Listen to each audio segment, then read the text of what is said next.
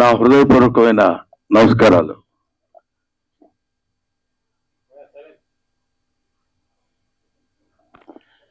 ఈరోజు నేను ముఖ్యంగా ఇక్కడికి రావడానికి రీజన్ ఏంటంటే, ఈ సినిమా చూడటానికి కూడా రావడానికి రీజన్ ఒకటి ఉంది, ఒక కారణం. అదేంటంటే, పూర్వ ఆశ్రమంలో నేను లెక్చరర్గా పనిచేశా. విద్య అంటే ఏంటి, ఎడ్యుకేషన్ అంటే ఏంటి, ఎందుకు మనం చదువుకోవాలి, ఎలా చదువుకోవాలి అని తెలుసుకున్నాను. తెలుసుకున్న తర్వాత అధ్యాపకుడు అయిన తర్వాత, అది విద్యార్థి దశలో ఉన్నప్పుడు తెలుసుకుని అధ్యాపకుడు అయిన తర్వాత విద్య ఎలా చెప్పాలి, ఎలా చెప్తే పిల్లలు అనే భావంతో కొంతకాలం అధ్యాపకుడిగా పనిచేశాను. దాని తర్వాత భగవంతుడి ఆశీస్సుల వల్ల, ఆయన నిర్ణయం వల్ల నేను ఈ సినిమా ఇండస్ట్రీకి వచ్చి సినిమా నటుడయ్యాను, అందున హాస్య నటుడయ్యాను. ఈ పాయింట్ ఎందుకు చెప్తున్నానంటే, యూనివర్సిటీ అనే పేరు, అసలు యూనివర్సిటీ అంటే ఏంటి? యూనివర్స్ అంటే విశ్వం. విశ్వం అంటే అన్ని గోళాలతోటి, అన్ని ఖగోళ శాస్త్రానికి సంబంధించినటువంటి ఈ మొత్తం ఒక భూమి అనేటువంటి గ్రహమే కాకుండా విశ్వాంతరాళాల్లో ఉన్నటువంటి గ్రహాలన్నిటికీ సంబంధించినటువంటి జ్ఞానాన్ని నేర్పేటువంటిది ఆలయం, విద్యాలయం. అదే విశ్వవిద్యాలయం, అదే యూనివర్సిటీ.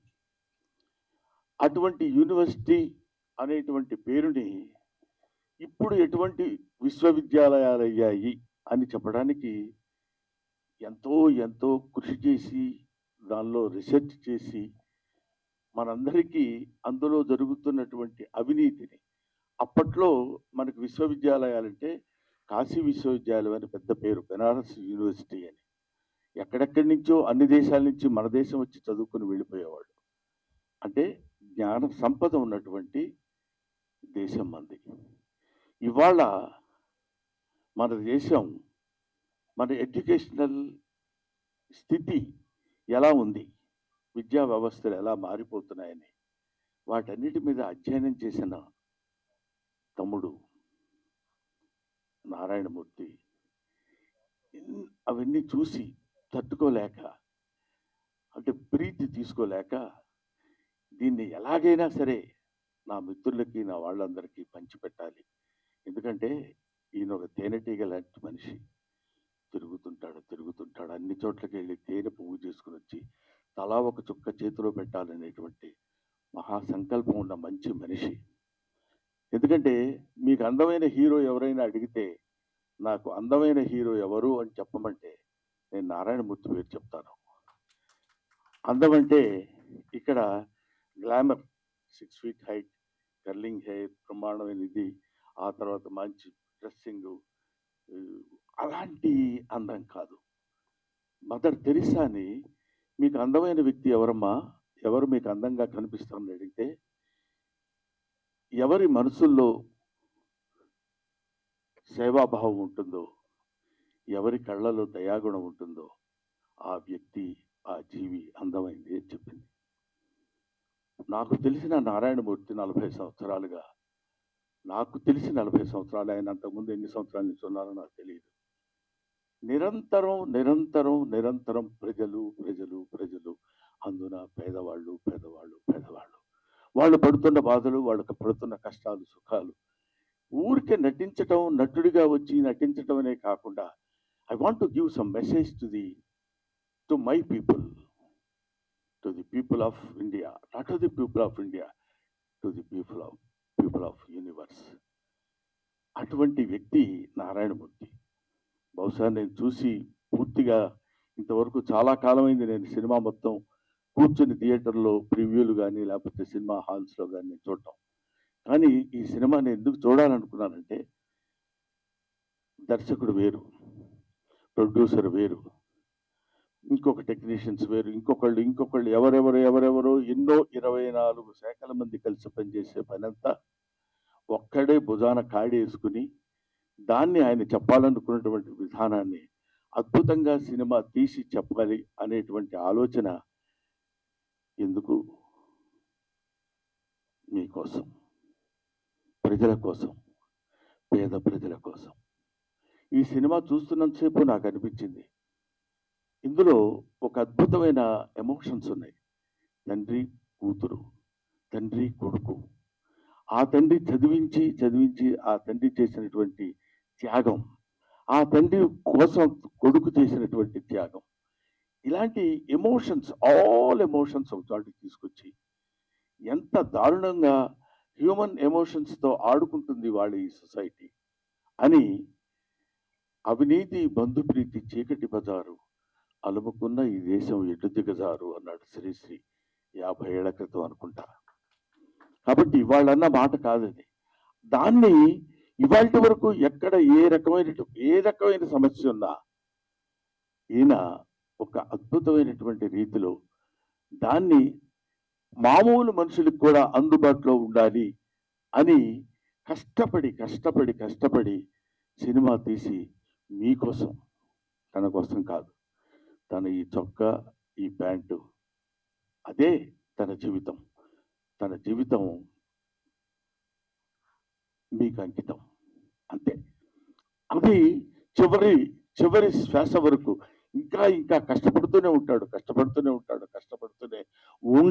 ఉండాలని భగవంతుడిని నేను కోరుకుంటూ, చూడండి ఎంత త్యాగం చేసి ఎన్ని అంటే, ఎవడే మరి ఇప్పుడు ఇట్లాంటి సినిమాలన్నీ మేము ఏం చూస్తాం సార్, మీరు ఏదో చెప్తారు. ఎట్లాంటి సినిమాలు?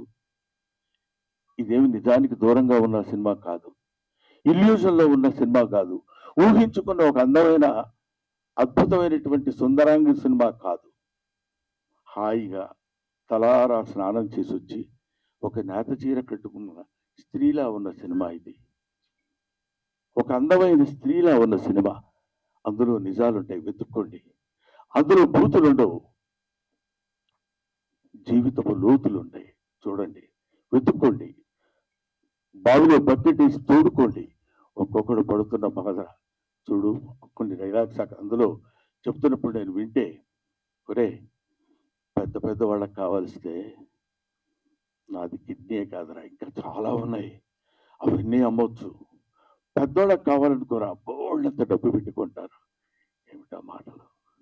ఎంత అద్భుతంగా ఇలాంటి సినిమాలు తీస్తున్న వాళ్ళని, ఇలాంటి సినిమాల కోసం పరితపిస్తున్న వాళ్ళని, సినిమా కోసం తీసి, art is for the sake of people, not art is for the sake of our selves. మన కోసం కాదు, డబ్బు కోసం కాదు. సినిమా తీస్తే సినిమాలో ఒక అంతరార్థం ఉండాలి, ఒక మెసేజ్ ఉండాలి అని నమ్మిన దాన్ని 100కి 100 పాళ్ళు ఆచరిస్తూ ఇంత అద్భుతమైన సినిమా తీసిన, యూనివర్సిటీ అనే సినిమా తీసిన నారాయణమూర్తి. ఈ సినిమా మీరు చూడండి, చూసి ఆనందించండి అనే పదం నేను చెప్పలేను. చూసి అర్థం చేసుకోండి, చూసి ఆచరించండి. నారాయణమూర్తి లాంటి మంచితనం, మానవత్వం పరిమళించిన నారాయణమూర్తిని ఆశీర్వదించండి. మీ ఆశీస్సులతోటి ఇంకా అద్భుతమైన సినిమాలు, ఇంకా ఎన్నో సమస్యల్ని బయటికి లాగి, ఈ సినిమా చూస్తుండగానే ఇంకో సినిమా, ఇంకో ప్రాబ్లం, ఇంకో సమస్యలు 1 కాదు 2 కాదు. వివేకానందుడు అంటాడు, man is nothing but the combination of flesh and blood, is the combination of problems. సమస్యలన్నిటి ఒక చోట పోతపోస్తుంది మనిషి. కాబట్టి he will solve some of his problems in his lifetime and he will leave the problems to his successors. They will take the problems, they will solve the problems and they will go away. But problem is unending chain. దాన్ని భుజానేసుకుని, అదే ఇందాక సినిమాలో కూడా ఒక సంభాషణలో తోట చెప్తాడు, పిల్లలందరూ యేసు ప్రభువులు అంటే యేసు క్రీస్తు సిలువను మోసినట్టు ఆ పుస్తకాల బరువు మోసుకుంటూ వెళుతున్నాడని, సమాజం బరువు మొత్తాన్ని భుజానేసుకుని మొయ్యాలి అనేటువంటి బాధతోటి, భావనతోటి, ఆలోచనతోటి మీ ముందుకొచ్చి మీకు సినిమాలు చూపించి ఆ సినిమా బాగుందని నలుగురు మెచ్చుకుంటే ఆనందపడి అదే ఆనందంతో ఆ చప్పట్లే కదరా ఆకలిగా ఉన్న కళాజీవికి పంచపక్ష పరమాణాలు అంటాడు. కాబట్టి అటువంటి ఆకలితో ఉన్నటువంటి నారాయణమూర్తి యొక్క జిజ్ఞాసని మీరందరూ మంచి ఊతాన్నిచ్చి మంచి ఫలితాన్నిచ్చి మంచి ఆదరణ చూపిస్తే ఇంకా ఇంకా ఇంకా ఎన్నో మంచి సినిమాలు తీస్తాడని, ఇలాంటి యూనివర్సిటీ లాంటి సినిమాలే కాదు, ఎక్కడ ఎక్కడెక్కడ కన్ను రవిగానలతో కవిగాంచునయ్యాడని అంటాడు. సూర్యుడు కనిపించినటువంటి ప్రదేశాల్లో కూడా వెళ్ళి నిజంగా ఆ సినిమాలో చెప్తుంటే పేపర్ లీకేజ్ మామూలు విషయం అది. అబ్బా, అలాంటి పేపర్ లీక్ చదువు సంధ్య లేని నిజంగా ఆ పేపర్ రాయటం వల్ల వాడికి ఉద్యోగం వస్తుందనేమో కానీ అందులో ఒక చోట చెప్తాడు వాడికి డాక్టరీ వృత్తి రాదు, వైద్యం చేస్తాడు. బిల్డింగులు కట్టడం రాదు, ప్రాజెక్టు కట్టడం రాదు, ఇంజనీర్ అవుతాడు. ఏమైపోతుంది? వేర్ ఇట్ కంట్రీ గోస్, ఈ దేశం ఏమైపోతుంది అనే తపన చాలా మందికి ఉంటుంది. ఏముందిలే, మనం ఏం చేయగలిగింది ఏముంది, అది చేయాలనుకుంటే ఎవడో ఆ టైం కూర్చొని చేస్తాడు, లేకపోతే లేదండి. ప్రతి వాళ్ళు చేతులు కట్టుకొని ఉంటారు. నా వంతు సాయం నేను చెయ్యాలి అని తన వంతు సాయం చేస్తున్నటువంటి వ్యక్తి నారాయణమూర్తి. అందుకనే ఇలాంటి నారాయణమూర్తి లాంటి వ్యక్తులు, వీళ్ళు వ్యక్తులు కాదు, వీళ్ళు ఒక శక్తులు. వాళ్ళు నిరంతరం పోరాడేటువంటి ఇది. వీళ్ళు ఎలాంటి వాళ్ళు అంటే, మా గోదావరి భాషలో చెప్పాలంటే పులస చేపలు అంటే వాళ్ళు. పులస చేపకు చాలా వాల్యూ ఉంటుంది, విపరీతమైన ఖర్చు, అంత రేటు ఉంటుంది. ఎందుకు ఉంటుందంటే ఒకసారి ఒళ్ళంతా గగురు పొడిచేది పాపం. అయ్యో అమ్మాయి చచ్చిపోయింది, అయ్యో వాడిని అలా చంపేశారే, అయ్యో వీడిని ఇలా అని వీళ్ళ అకృత్య విన్యాసాలకి బలైపోయినటువంటి వత్సులు ఎంతోమంది మహానుభావులు, పిల్లలు, పసివాళ్ళు ఉన్నారే. వాళ్ళ కోసమైనా మీరు ఈ సినిమా చూడండి. మీరు ఒక్క ఆలోచన, అబ్బా నిజమే కదా, మనం కూడా ఇలా ఉండకూడదు. చూడండి, తండ్రి రారాని వీడు మాస్టారు సారీ చెప్తారు, మీరు సారీ కాదు, మీరు సారీ చెప్పి వెళ్ళిపోతే కుదరదండి అని ఆయన చేత డైలాగ్ చెప్పిస్తారు ఒక తండ్రి చేత. ఫంటాస్టిక్. ఏమైనా ఇటువంటి అద్భుతమైనటువంటి సినిమాలు ఇంకా ఇంకా ఎన్నో భవిష్యత్తులో నారాయణమూర్తి గారు తీసి ఆయన మీ ఆశీస్సులు పొంది చిరస్థాయిగా ఉండిపోవాలని మనస్ఫూర్తిగా నేను కోరుకుంటూ, దిస్ కంట్రీ మస్ట్ బి రీఎడ్యుకేటెడ్. ఈ దేశాన్ని మళ్ళీ బళ్ళో వేయాలి. Thank you very much.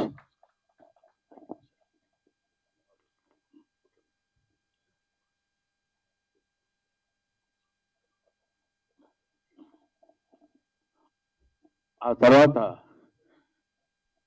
Narayanamurthy గారు ఫ్లోలో, ఎందుకంటే మధ్యాహ్నం తిన్నాను పులస చేప, అందుకని ఆయన నారాయణమూర్తి ఒక జలంలో నివసించే పులస చేప కాదు, మానవుల్లో నివసించే మంచి మనిషి. ఆ మనిషి, ఆ పరిమళం 10 కాలాల పాటు హాయిగా ఉండి శతమానం భవతి.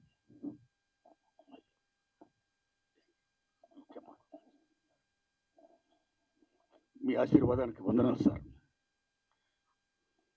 మిత్రులారా, మన తెలుగు చలచిత్ర పరిశ్రమలో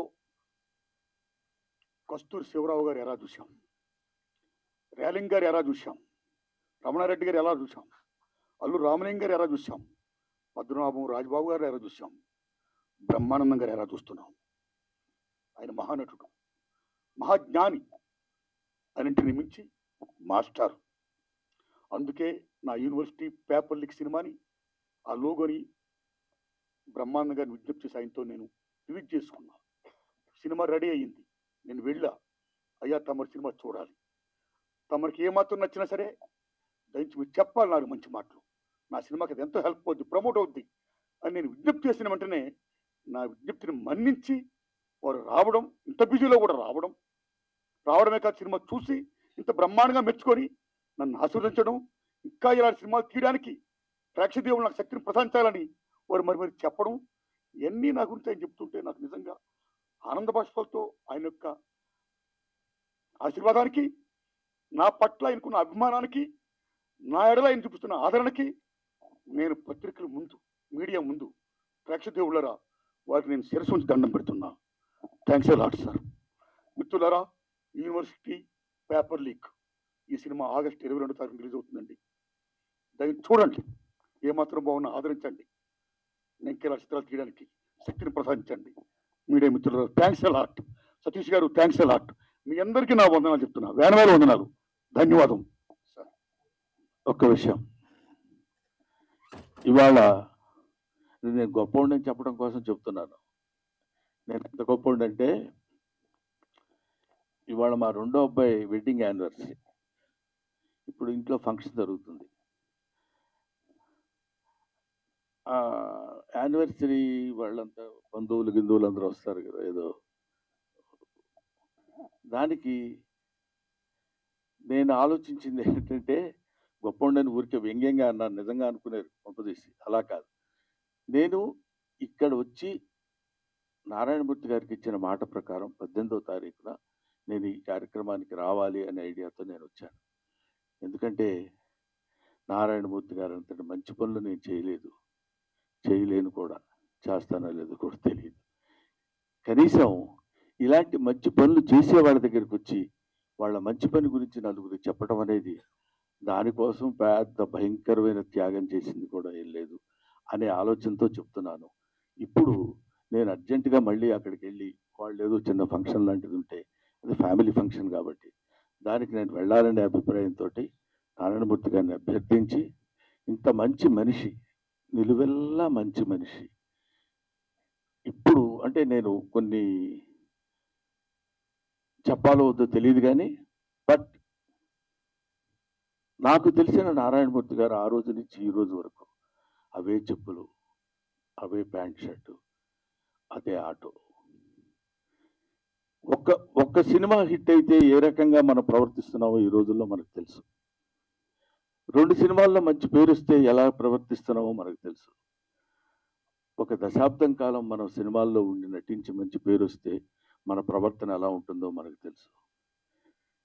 5 సుదీర్ఘమైన దశాబ్దాలు, 40 సంవత్సరాల సుదీర్ఘమైనటువంటి దీనిలో ఎవరు ఎన్ని రకాలుగా ప్రలోభ పెట్టినా, నో గురుగారు మీ సినిమాలో నేను యాక్ట్ చేస్తా, వద్దు మీరేది సార్, మీరు స్టార్, మీరు అలా ఉండండి అని కాకుండా, ఇప్పుడు చూసిన ప్రతి క్యారెక్టరు మనకుతో పరిచయం ఉన్న క్యారెక్టర్, మన జీవితంతో వాళ్ళతో పాటు మనం సంచరిస్తున్న క్యారెక్టరు, వాళ్ళతో పాటు మనం ప్రయాణిస్తున్నటువంటి క్యారెక్టర్స్ తీసుకుని చెప్పాడు. స్టార్స్ని పెట్టి నేను సినిమా తీసి అద్భుతాలు క్రియేట్ చేయాల, ఎన్నో అద్భుతమైనటువంటి సినిమాలు తీసి ఆ రోజుల్లో నారాయణమూర్తి గారి సినిమా పడ్డ కొట్టుకుంటూ వచ్చేవాళ్ళు.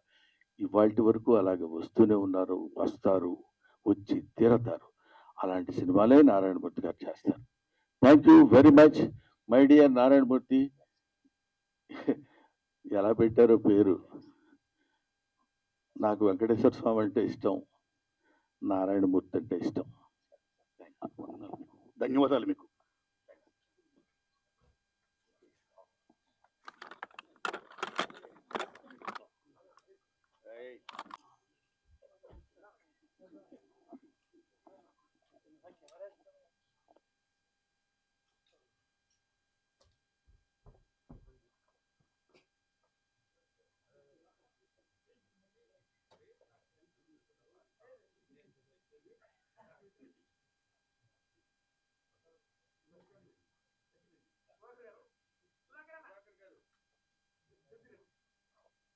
Camera down, camera down.